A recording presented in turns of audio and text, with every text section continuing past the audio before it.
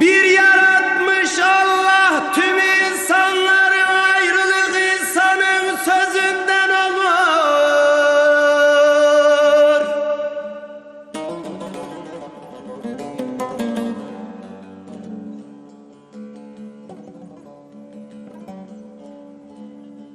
Ayrı görme gel şu insanoğlunu,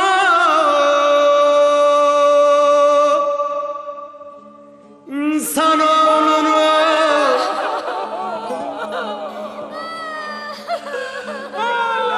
Her niyet kişinin özünden olur.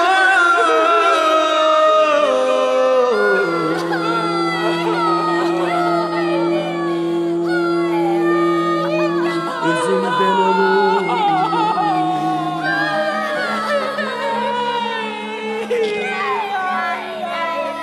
Ayrı görme gel şu insan oldum.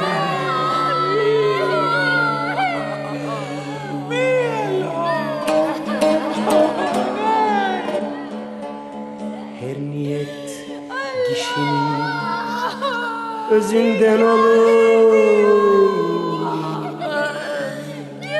जालिम लोगों ने क्या जुल्म कर दिया हमारे घर पर।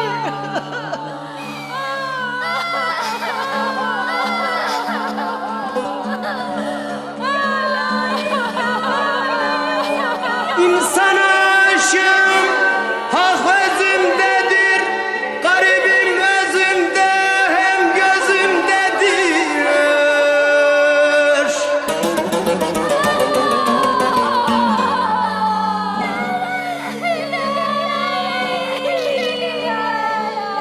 Ruhunun aynısı bak yüzündedir, bak yüzündedir. Hakikat insanın gözünden olur.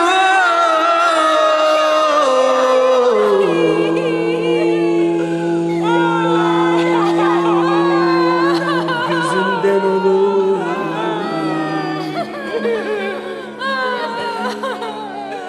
Ruhunun aynısı bak yüzündedir.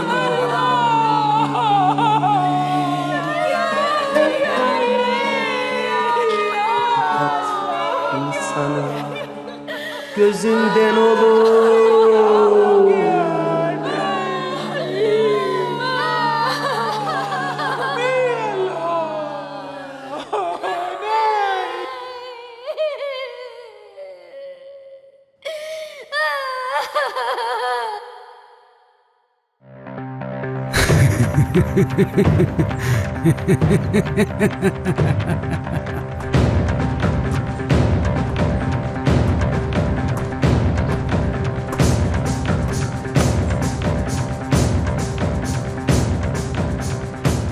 फौजियों के साथ जो भी तावन करेगा उसका अंजाम यही होगा।